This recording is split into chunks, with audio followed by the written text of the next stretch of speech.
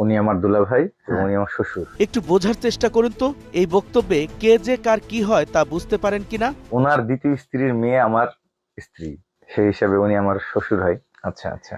আর ওনার বড় ছেলে আবার আমার ভাইরা ভাই, সেই হিসেবে উনি আমার তাওই ভাই। বোঝা মুশকিল, কারণ যিনি এটি বোঝাচ্ছেন তিনি এমন জটিল কাজই করেন। ফেসবুকে যিনি বহুবিবাহ নিয়ে সোচ্চার। যারা হলো পৃথিবীতে জেনা ব্যভিচারী ভালোবাসে, তারা হলো সুগার ড্যাডি এবং সুগার মামির শব্দগুলো বানাইছে।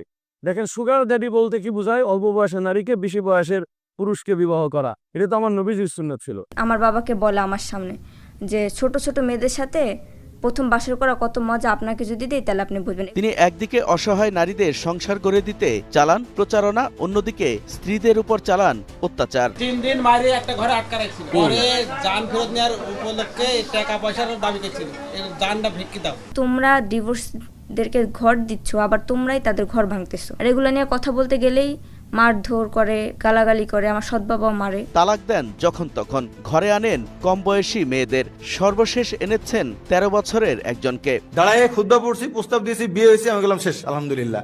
আমি বাসায় চলে গিয়েছি 11টার সময়, উনি ওনার মেয়েকে আমার বাসায় দিয়ে আসছে।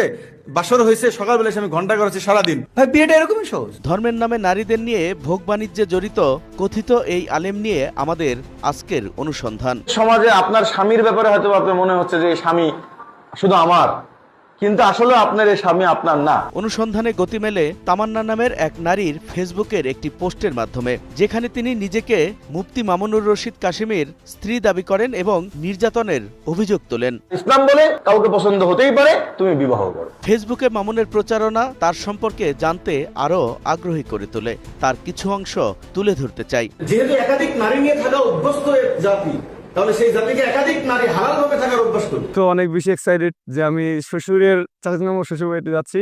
আমার দুলা ভাইও ভাই, উনি আমার শালা। প্রথমে পরিচয় ছিল শালা, এখন আবার জামাই। বাংলাদেশের আইন যেখানে বিয়ের বয়স মেয়েদের 18 আর ছেলেদের 21 নির্ধারণ করেছে, তখন তিনি বলছেন জন্মের পর থেকেই মেয়েদের বিয়ের বয়স শুরু। নারীদের আপনি 12 বছর বয়সে জামাইকে দিয়ে দিন, দিয়ে বলেন যে বাবা, তোমার যদি মনে হয় তোমার বউকে আলেমা বানাবা, তাহলে পড়ায়ও। আর যদি তোমার মনে হয় যে না, আমি আলেমা বানাবো না, আপাতত আমি বনি আদম চাষে লেগে যাবো, করে ফেলো, কোনো সমস্যা নেই। তিনি প্রচার করে বেড়াচ্ছেন মুসলমান হলে 4 জন স্ত্রী থাকতেই হবে, মাঝে চাইলে বিয়ে করতে পারবেন শতাধিক। ভালো আমার 4টা স্ত্রী রাখবো মৃত্যু পর্যন্ত।